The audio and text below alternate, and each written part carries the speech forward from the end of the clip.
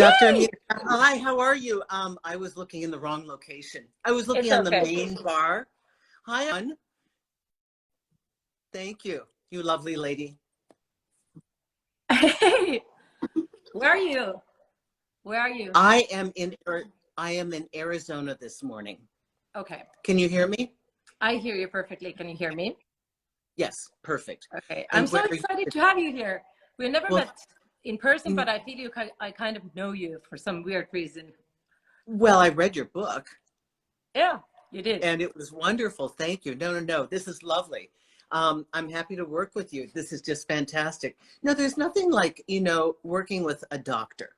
I mean, I love my profession, but we all have an opinion. And I try to associate with therapists and people that are clinicians because I can have my empirical knowledge, but I like to have it backed up by people that, that is their accreditation. So thank you very much for today. Well, I appreciate that. And then again, I'm super excited. I was just telling that, they call me a love doctor, but my approach is very different. So I help people to balance their love hormones like holistically without the relationship. And every single time when they ask me to give relationship advice, I tell that I'm the last person. Like I've divorced like 1,000 times. I still struggle with relationships and love. And that's why you're here today, to help me and help everybody else. Oh, so this was, do you remember Barbara DeAngelis in the 90s? I know you're not from America, but she wrote a number of books. She was at one time married to John Gray, the Mars and Venus dude. She'd had a number of marriages. And I remembered my more senior friends saying, oh, I would never take advice from her. She's been divorced several times. I thought, girl, nobody knows better how to tell you what's going on than somebody that's been through every crook and turn. This is like your Sherpa. I don't need to know from somebody that's been married 40 years. All they did was never get divorced and keep plowing through. But to have a vibrant, growth-oriented, flourishing life where you have an identity and your partner has an identity and you grow together, that's a whole nother construct. And if it's not growing and you're not growing, then maybe the relationship has outlived its years. Yeah, I totally agree. I think it's it's same with medicine. I feel like 20 years ago, without going through like emotional burnouts and living, life, it was so much harder to kind of go to the depths that I feel that I'm now like getting hold of. And yes. Yeah. So tell me a little bit about your history. How did you end up doing what you do? Completely Helping thousands of people. No, honey, completely accidental. So I came to New York as an opera singer. I was a spinto soprano. That's in between a lyric and a dramatic. And I also had a degree in theater. So I would have one resume where I'd go do operas and another where I'd go do theater. If I had too much acting on one resume, they thought, well, she can't sing. So I used to go back and forth between off-Broadway and between like light opera and things like that. And I realized very quickly, oh my gosh, all I'm doing is auditioning. And I got another job as a corporate spokeswoman. So I ended up using my Shakespearean skills for doing, business information, things I'd never heard of. I've never worked in an office a day in my life. I've been an independent contractor straight across the boards. And I worked on camera with these wonderful companies. And I realized that these were just CEOs that were so nervous on camera, and I loved talking to them. And that morphed into all I could do was I could work every single day in the week, but I wanted to make more money. And I thought, I want to be on Financial News Network. And that was the original FNN, which is now CNBC. I got my own show. Everybody told me, every agent said, you can't do it. I got my show.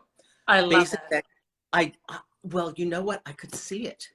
That's the thing. I could see every time I saw that TV show, I'm like, I do this. I can do this. And I just put it in my mind, and that's how I know miracles can happen. When you want something so badly, and how the difference between where it is and how you get there. You may not know that process, but there's this magical equation when you really see it and really know it. And really feel it.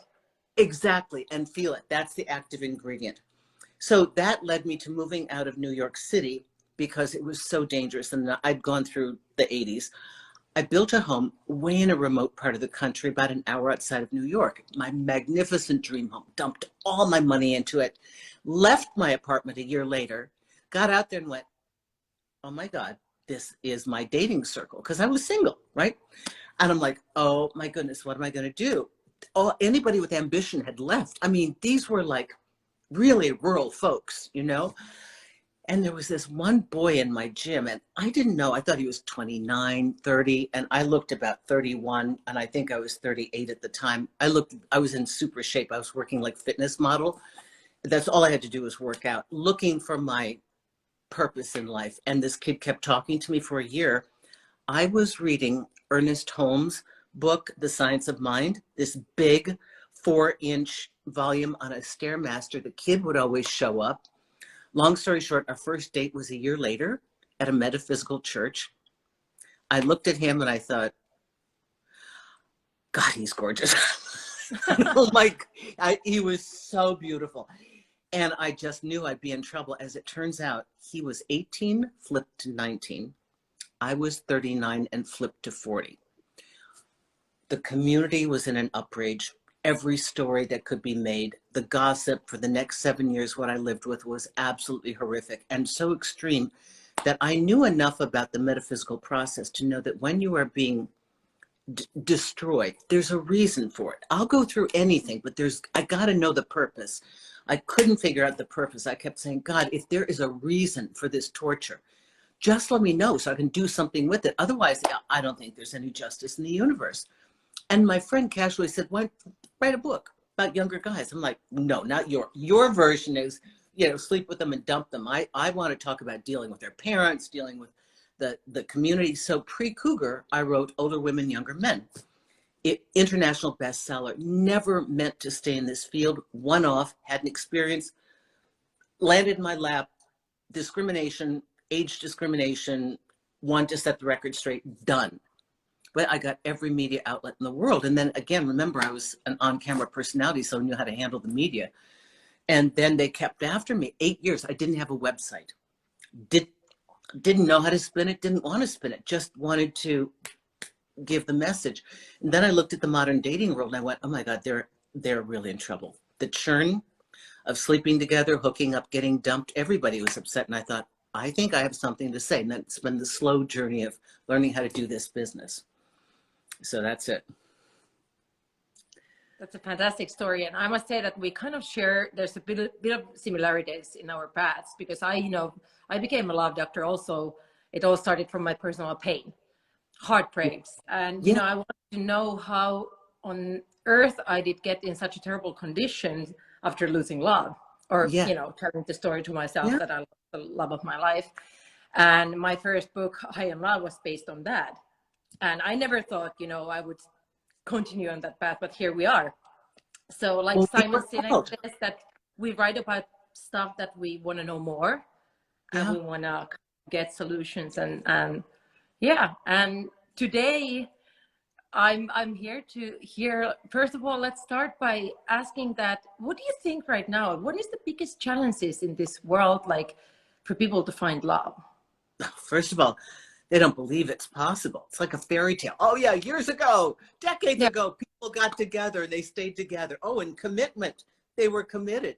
I think we've watched 20 years of the hookup culture, and I think people doubt that love and commitment is possible. So just so you know, I think we're on the same page, but my whole message is to people that want a loving, committed relationship. I like monogamy, got nothing against other forms, but I'm really geared toward a meaningful partnership, two people, and monogamous for however long it lasts. That's my thing. So that's pretty much how I'm addressing this conversation. And I think people have lost the belief that that is possible. I have gay guys writing me all the time, especially in the gay world. They're like, oh my God, does monogamy exist? It is a choice. It is a choice. It's like, so like, do I want to go to the gym and put an hour in? I know there are temptations. I could be eating a donut, but I really want the end result.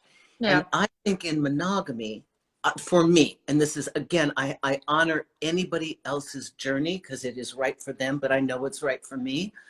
I don't want to invest in something that's going to be temporary. I like to try and invest in something where I can focus on it and see a return for my investment. And there's a quality of love that you get when you are focused.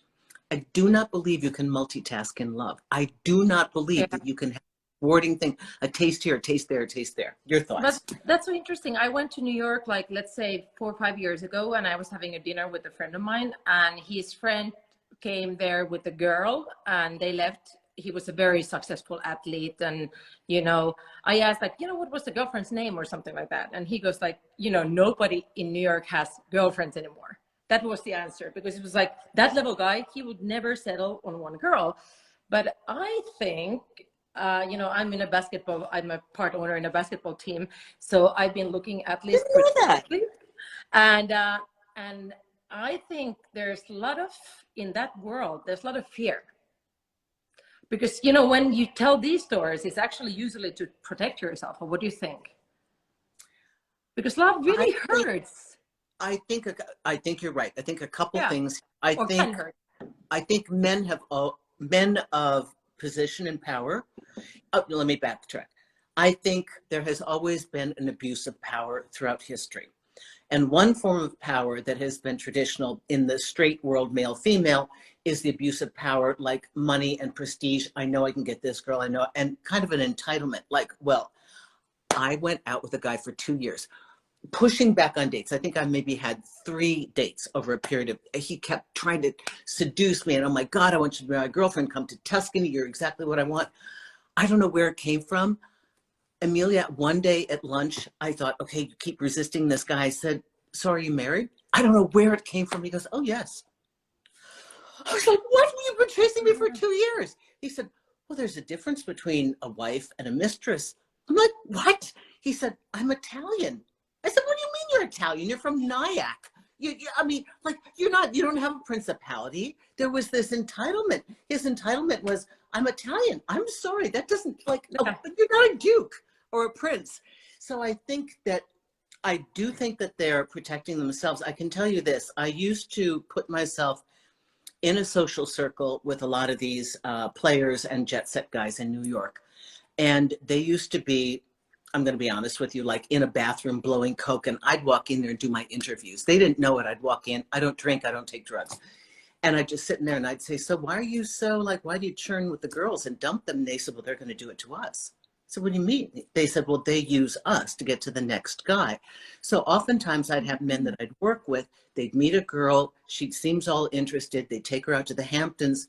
She ends up hooking up with their boss because she's just climbing the ladder. Yeah. They had a belief that they were going to be hurt. Exactly. So they were going to do the preemptive walls up to protect themselves. Yeah. So a lot of converging things. Because, I think from, many people, we are used to be so much in control of our things. And, I think love is always about surrendering. And I mean, I've been hurt so many times, but I still really, really want to believe. And I still really believe in true love. And that, when it comes and it feels easy.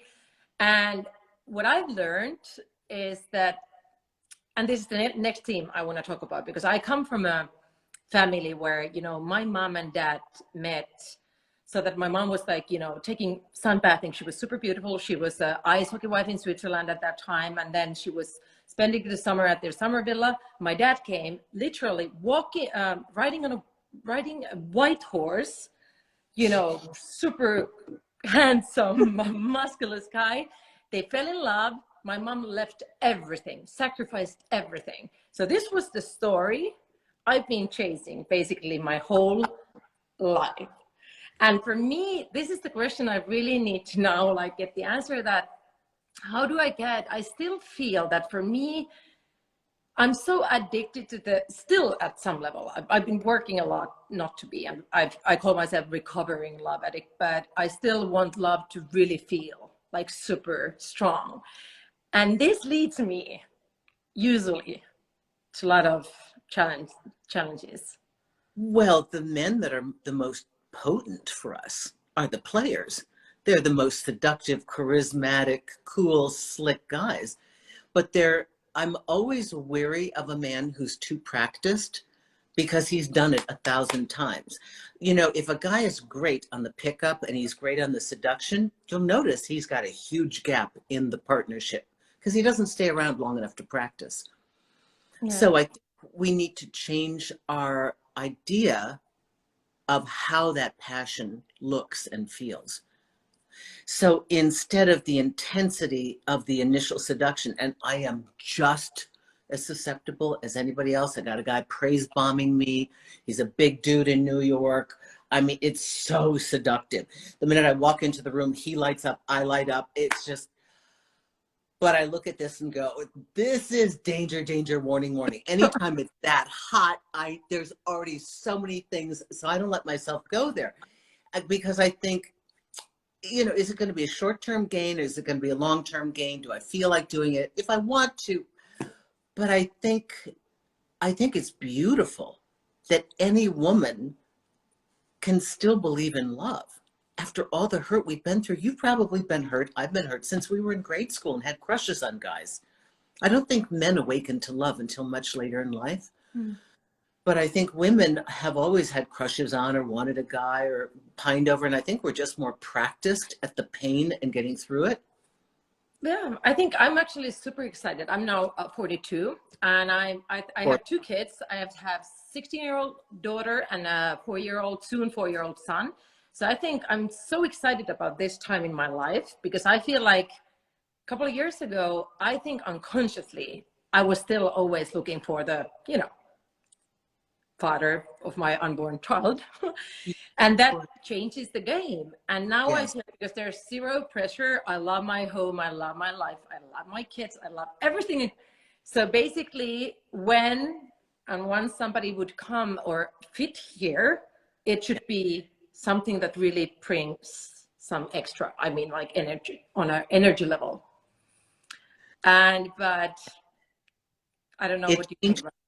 Doesn't it change? As I think it changes throughout the decades. When I think of how I loved in my 40s, it was almost desperation, but it was also the setup. Imagine me an hour outside of New York, no friends, didn't have a job, was looking for my purpose in life, had kind of quit working, I'd made my money. I was fine. I was comfortable. I didn't need to go back in, but I was like, I'm too young to just play golf every day. And I felt like there was more. And I just didn't know where to find it. Meanwhile, it's happening to me. But my love then was a desperate need for filling that hole. I felt like there was an incompleteness within me. And I think one of the only gifts of aging, and I mean, there aren't a lot of gifts, okay? But one of the only gifts is that if and when a person can get comfortable with their own being with themselves and their own lifestyle, it is such a relief to not be chasing and feeling insecure. And I think part of that, Emilia, is the fairy tales we're given. I mean, they're beautiful, and it's not that they don't exist in real life. People have these miraculous relationships, but you know, this whole thing about some guy's going to save us and make our life, we've got a normal life, and then he comes in our life, it's like, ta-da! And Yeah. I mean, it sets us up to chronically kind of be delusional and a victim of men just being human beings. So I think once you get a hold of the fact that I really like my life now, I'm at a very different point in my life than you are. So I'm kind of now like, wow, I so love my privacy. I so love my time. I've had so much love in my life. I've been loved tremendously. I've loved tremendously. And I think now, if I had something I wanted, what would it be? It'd be like driving me to medical appointments, driving at night because I can't see so well. I mean, there'd be very functional things. Somebody to go to the movies with, a +1 if I want that. You know, it changes, I think, in time. But for you, you have the freedom of not looking for dad material. That's amazing. But I mean, like, it's interesting because I have a neighbor. He's divorced. He also has one kid. And we're like best friends. Basically, we live in this symbiotic relationship. Like, okay, we're not a couple, we don't have sex, but I Yeah. mean, that also takes a pressure because I have somebody to hang out evenings. I can go there with my, morning robe and have coffee with him, Yeah. and he comes here. So I'm like, that's also one of the things I'm so thankful, because that normally I would feel like I'm a bit lonely and I wish there would be somebody that I can share my everyday life with, but I actually do have even that now. So one question is like, where to find the space for a relationship? Do you mean time and focus, Yeah, because bandwidth? having two Yeah. kids with different dads, work, I want to go to my tennis lessons and Pilates. So sometimes, like, I was dating a guy, and I mean, like, I need my sleep. when you're dating somebody, you usually lose sleep, and I can't handle that anymore. That's one of the things, and I'm like, sleep or a man. Priority. Right. This is the thing that, so for any ladies that are listening that are like, oh my God, I've got to have a partner. How come I haven't manifested love? You're like, hang on. Whatever you think is your priority now may completely change a couple years from now. And isn't it beautiful? But I mean, you're voting for yourself. You could say, oh my God, I need a man so much, I'll give up my sleep. But you're like, no, I really like myself. I'm going to sleep. But I think this is wonderful, this surrogate mate that you have, the fellow. I think we have to re-examine how we define this human being that we put into our lives.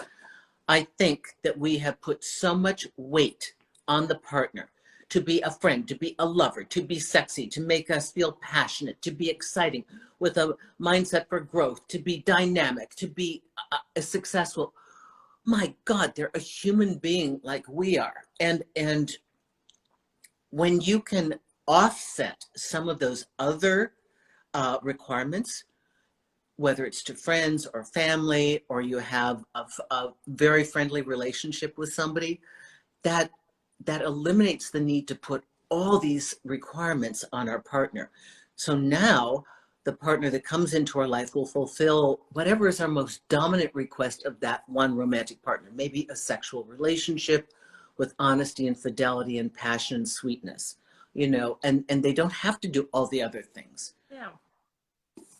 So, but it's also yeah. like, from this, I actually came to think of the term that you use. It's called hardballing. Oh yeah. Yeah. So can you tell what that means? Because I kind of really like it, being a brutally honest person myself, and sometimes thinking if it's too much, but I love that you brought that term up. I have to tell you, and so I must be completely honest about myself. I have never, it was enough of a challenge for me to know my truth. And then it was enough of a challenge for me to be able to share that with somebody else without fear of their judgment or whether they rejected me or not. So I have always strived to be somebody that is absolutely honest from the beginning. So I don't have a lot of mystery. I'm not one of those women that like, oh, I'm the seductress role and I've got a lot of mystery about me and I'm hot and cold. Relationships are hard enough. I think just to make everything clear gives me peace of mind. So I have always been very forthcoming. 20, 30 years ago, if a man would sit through a 15, 20-minute lecture of what I want and what's going on, and here's my control panel, and his ears weren't bleeding, and he wanted a second date, I'm like, I've done my work. And I've functioned this way up until now. I don't give them any illusions. I tell them who I am, what I want. You don't have to like it. I'd love for you to play with me. You want to play this way, but this is my sandbox. These are the rules. This is what I'm doing. What are you doing? I don't like to say, so what are you looking for? So Yeah. so where do you see this going? I mean, how disempowering. I like to and speak. then in the past life, I felt like when it was always like going on a date, and then maybe people I don't feel I'm doing it, but I know a lot of people go and they try to charm the other person, while I think somebody once told that it should be like more that you're interviewing the person that it's coming to work for you, Right. and you should be interesting and find out if he's suitable instead of just charming and charming. What's the point? So hardballing is, it's a very, it's a hard term, but it's a new idea. Thank God, after 20 years of hookups and millennials being roadkill, emotional roadkill, they've Yeah. finally come up with, hey, let's just tell the truth. Women who want to be married and have children have felt insecure to say, I want this, to tell the guy straight up. And I mean, they're hoping that, oh, maybe 6 months later, a year later, he'll want to date them exclusively. And then maybe in 5 years, he'll want marriage. And I've seen far too many people just have massive problems because of this. So I think I'm really, really lucky. There's a guy working on my property right now, and the dog has not awakened to, I don't know where she is. So we've got a guy with bait stations out here. I'm right in the Tonto National Forest. You didn't catch him, did you? I have contractors all the time when I'm working live like this. Yeah. Oh, God. Okay, so yeah, I think hardballing is eliminating the possible confusion of what the dating goals are. And I'm all for it as long as it's done with tact and diplomacy. It shouldn't be like a dictator, but for those of us who are more of the mindset to be straight and honest, which I think is the only foundation for a possible good relationship. So if you start with a foundation of telling the truth, and it's okay for your partner to tell the truth, chances are you're going to have much greater conflict resolution within the relationship. You start with game and vagueness, you're going to get more game and vagueness. I mean, I just think that's the equation, right? I agree, and I've always been like that. I was talking to a guy, we were friends. We met like 5 years ago, and he gave me a ride from Soho House somewhere to LA. So we literally like talked to 10 minutes. But he said, do you remember when we met? So you told that you would love to have a black baby. I was like, really? So at least I was like at that point in my life, I thought that would be great. Well, Yeah. anyway, so I was a hard baller already then. You were on. It sounds so violent, doesn't it? Hardballing, like this, but No, it's a term. Yeah. I don't care what they call it. I don't care if they call it blah blah. As long as we're able to tell the truth, and I would like to empower both men and women, all genders, to be able to speak their truth. It's powerful. And how can the other person really know who you are and what you have to offer if they've got to guess or hope? So yeah, truth. One other theme I would like to talk about is different attachment styles. Okay. I mean, like I felt at some point in my life I was pretty like anxious attacher, and then, as you know, usually that it was always like both of, for example, my relationship that I with my kid's dad started like boom, after 2 days we're moving in together, after 2 months baby's coming. It was He's a smart man. I'd lock you down too if I were a guy. And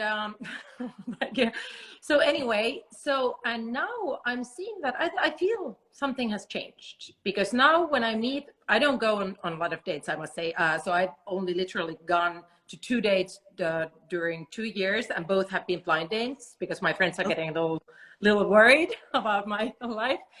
So I feel like when now the other people are behaving like I used to behave. So I'm actually feeling like, whoa, this is too much. Oh, because and I'm proud of myself. Yeah. So now you've see, you're not hungry and desperate. So now it's a balance act, don't you think? Yeah, and it feels really great. And I see myself, my old self in them being, kind of like, and it feels very interesting. And this is something that I would maybe want you to give some advice to these followers and listeners, that how can you change from avoidant or anxious to balanced? What is like, because sometimes, they're so deep rooted. I know. That it's hard. Well, first of all, we've got to deconstruct the fallacy of who this partner is. It's not the point of our life to have a partner and a mate. You're going to have, so here's the truth. You've got a life. It's your life.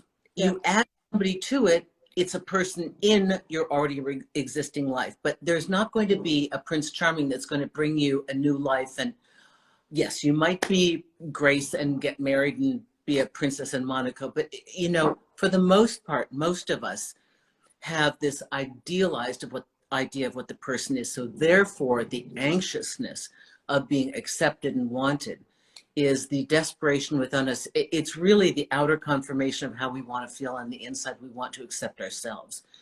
And I also have to preface again, many people who are very well balanced and confident will find themselves suddenly anxious about attachment in specific situations that catalyze that reaction.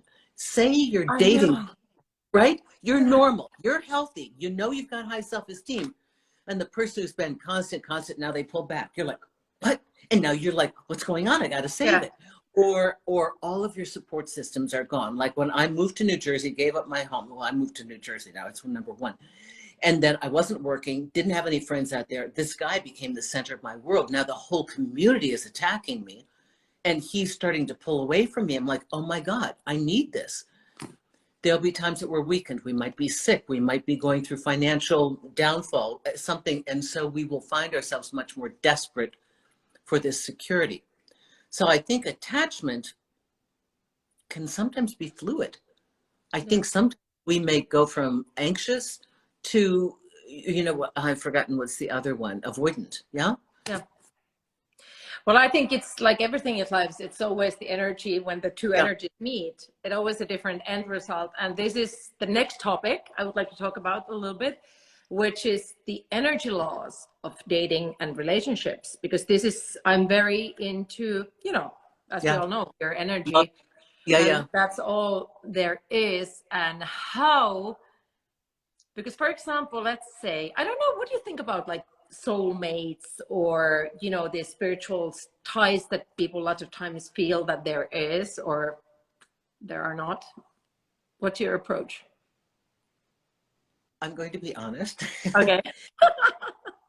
I think we find any justification we want, intellectual or spiritual, to define why we're staying in something and why we need something. Yeah. I've done it. I don't doubt that I'll do it again. Humans are very clever. Do I think there is one soulmate? No, that is an ideal. That's a concept. That's a term for somebody special. Energetically, spiritually, my practice teaches me that every human being is our soulmate, that we are all part of one soul. Imagine the burden of hunting for your one partner. That would make you crazy. And I don't believe there's only one. I believe that all of life is a basic outline with a blueprint, and we have free will to go left or right. And those choices will manifest in different outcomes. There may be a preferred end goal that we reach. Maybe this was the place that I needed to be in all my different ways to get there, and yourself as well. But I think that there are a multitude of variations to our life story. And so this is why I would hate to make people feel that they have got to be hunting for their soulmate. It's a huge burden. Yeah, I think I totally agree. And I think we should talk more about friends being soulmates. And like, you know, of course, I recognize this feeling that you meet somebody, it just feels like we've known each other. That's lovely. And the spiritual, they come up with terms for this because, but you have to realize the spiritual world is like, there's no SEC. This is the Wild West. Anybody can claim they're channeling God knows what. Anybody can say that this is this because they got the message. We don't know, and nobody will ever know. Yeah. I mean, the closest analysis that we have are noetic sciences.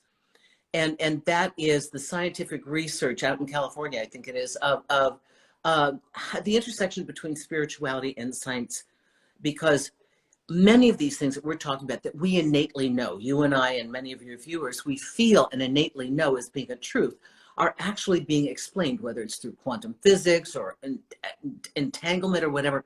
They are explaining how these things work, like how you think. Like, do you remember this years ago? I remember this study that I was told about from noetic science where they had two test groups. One was on the East Coast and one was on the West Coast. And they would show a neutral person a picture of somebody and say, this person molested children. Now, that person that they showed was tied up to one of these machines, whatever, that registered their body, and all of their vital signs went down. They came back to the same person and said, I'm so sorry, we made a mistake. This is the person that helped abuse children. All the vital signs went back up. Just the energy of that thought. So you and I both know that energy and thought has a lot to do with how we create our relationships, our own personal vibe, our own magnetism, and what goes on in the relationship. And then there's that unconscious, natural draw and connection to people that are on our wavelength, right? Exactly. And that's why when you rise your vibration, you attract totally different people.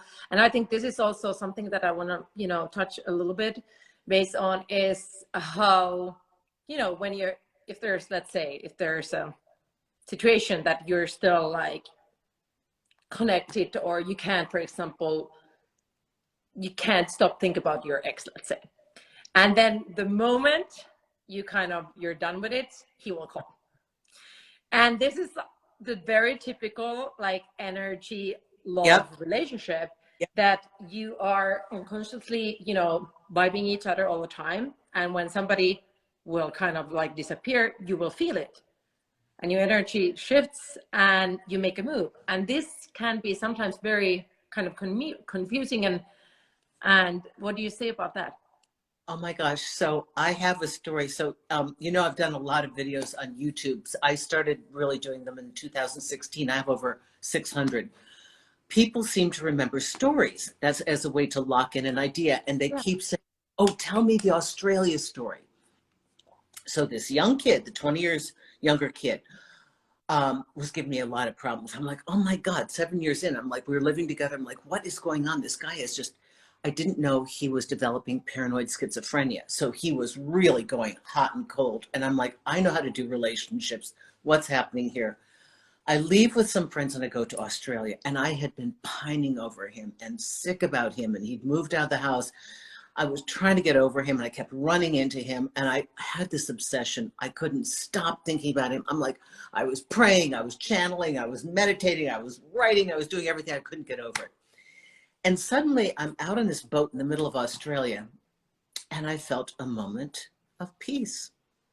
I'm like, oh my God, I'm having fun. I'm living in the present moment. He's not rattling around in my head. Oh my God. Yeah, it was just like, I felt free. That thing had been cut. My beeper, at the time we had beepers, my beeper goes off. Yeah. He's calling me. He felt me clip that cord. I thought, damn. Look and that's like, he wanted that food. He wanted the energetic food. So I tell people, if you want your ex back, they can't come while you're waiting and hoping and yearning and praying for them, because they confuse the law of attraction. Like, there's this one string that connects us. Granted, it's painful, but if I cut it, oh my God, I'm cutting the last connection to him. And I understand theoretically that would seem correct. However, in this case, when you have somebody living off your energy and they gain power and we lose, it's just like we've got an IV and they're just going out. They're just draining out our energy. And so the minute you recover, close those gaps and start to focus on yourself, now they go down. So they have this natural desire for their fuel source, which is ourselves, and so they come crawling back. It's an astounding thing. You're retracting your energy is absolutely astounding how it works. Yeah. And they're like I think the only rule I have is like relationship should always lift your energy. If it's taking you down, you move on. And it's, of course there's times that, you know, you both are shaking a little bit, but like in a bigger picture. That's basically, I even have this like painting saying love lifts us up. So I will never forget that. What does it say? What does it say? Love lifts us up. Oh, because that's I've been in a relationship that have really been taking me down. So that's also like something that I'm aware now, and, you know, kind of protecting my own energy and happy to share with it. But in a relationship that I love thinking about waves and how, you know, when the waves are on the same length, the amplitude goes higher. So that's basically the simplified theory of how love should feels. I really like that because so many of us equate grand emotion, highs and lows, with I'm in love. And that's actually ego and game, and that's a whole Yeah. nother kind of frenzy. But it feels like love because if you don't know what love is, and it's your first foray into that field, it's so dramatic and you're so obsessed and it's so controlling you that you think, well, this must be love because I'm out of my mind. I can't sleep at night. I can't think. It must be love. And Yeah. it's kind of not, because it's not lifting us up. It's making us nuts. So yeah, Yeah. that's a big point. I love that.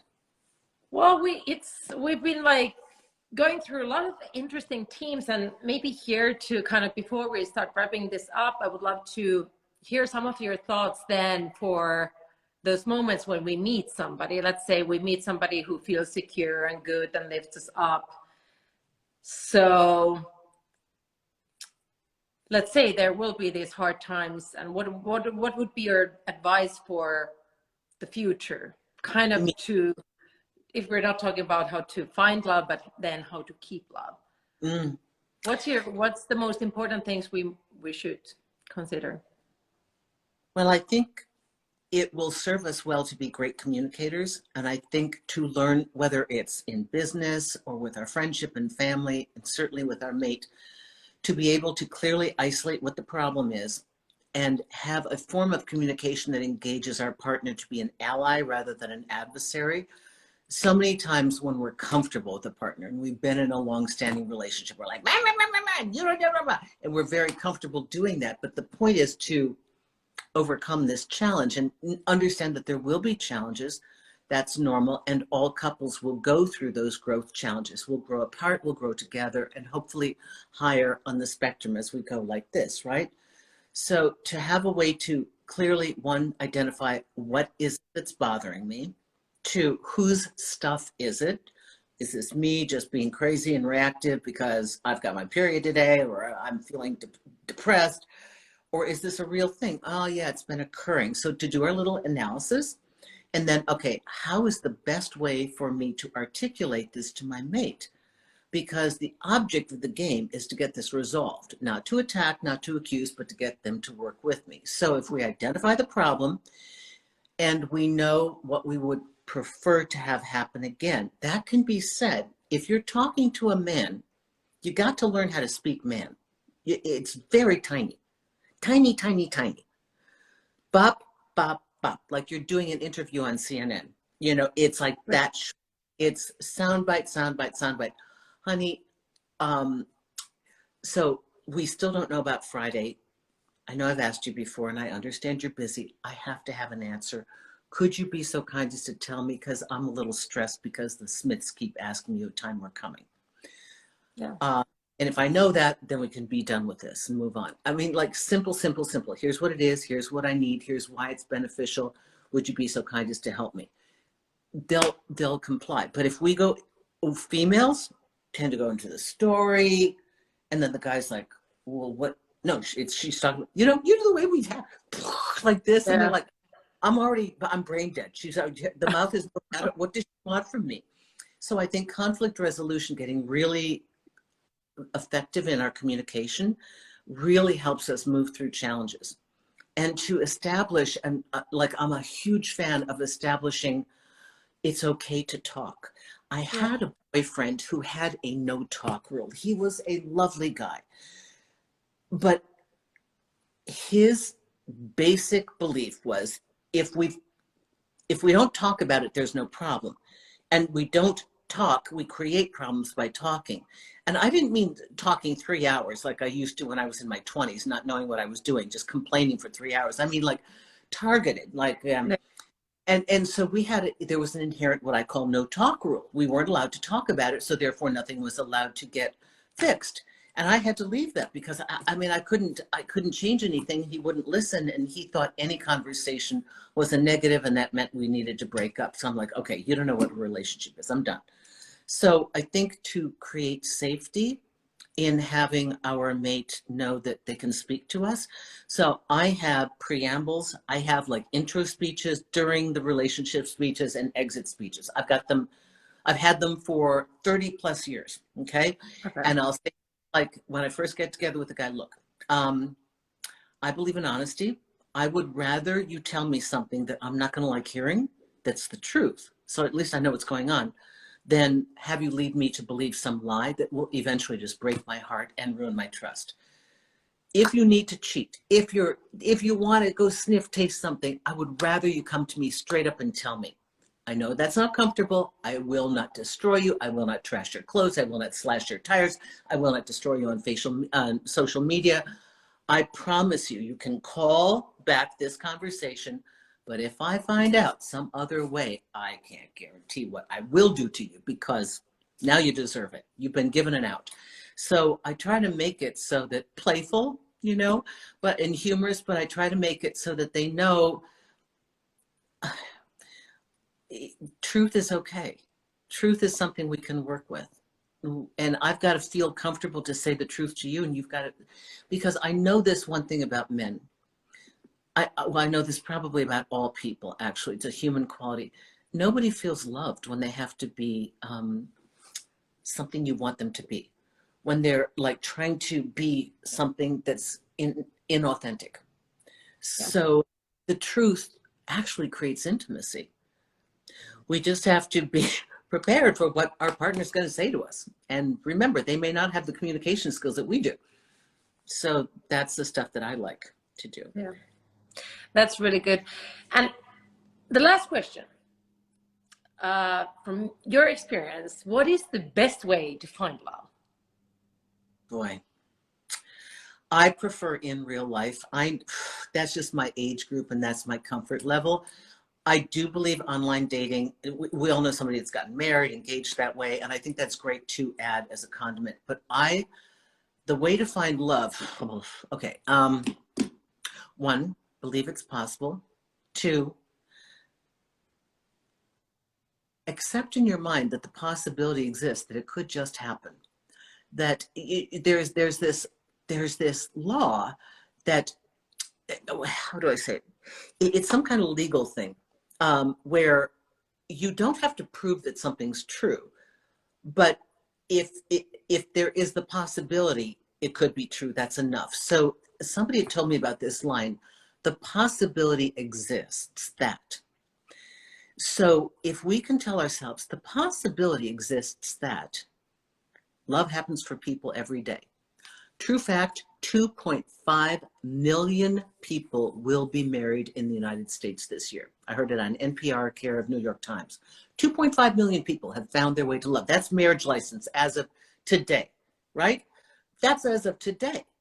So love is happening. So we need to start with our mindset that the possibility exists, that if love exists for all these other people and they're finding their way to love, it can happen for me too. Why not? The possibility exists. The possibility exists that the universe may just like me and have my back and be looking out for me. The possibility exists that I'm a pretty cool person. I like myself, and maybe somebody else will see what I see.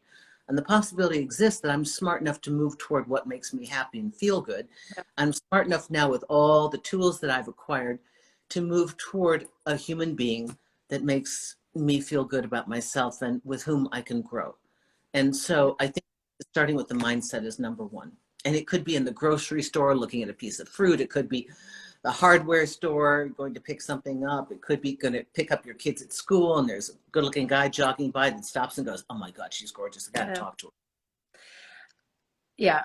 And I think while we're waiting, I think it's super important to do that inner work. And I love this quote by young Pueblo, like, inner work makes love and life better. I absolutely love it, because that's basically, for example, what I've been doing for 2 years. And I already feel it's paying back hugely, because, lots of times, yeah. You radiate this like really sweet calmness and confidence at the same time. That's the vibe I get from you. Do you know what I mean? Like a powerful calm that's confident, not blustery, very just like a chilled, relaxed, just like a beautiful, elegant day with a breeze. It feels like that. You know, with your beautiful crisp white pants and you're just sitting there looking at the beach. Well, I feel like that. I must say that I feel probably better than ever. But I've done a lot of work, inner work. I wrote a book. I put my soul in it, and I try to live like I teach, like you do. And I think that's the key. And love will come when it comes. Also, I think I don't believe in pushing. Yeah. And it was such a great to have you here. I'm so You happy. are, oh, I love you. I don't know if you do it this way, but would you be willing to take a look at one person's questions here and answer it? Would you be willing to do a Q&A Yeah, for me? sure. Do you have Anyway, time? I love yeah. to I love to answer questions of the audience if anybody has anything. I've had my glasses off, so Well, if but I don't know how we get those. they're writing right here, but they're writing in your Because they language. go away, so I don't know how we get all these questions. No questions yet. So Because I've seen some, but please I can see. Can you send see? us. Love is a choice. Anto Erickson says, does anybody have a question before we get out of here? I can read them to you. Can you see them? Yeah, I see them now. Okay, so now we have does anybody have a question? Both women are amazing. Well, we love you too. We love you too.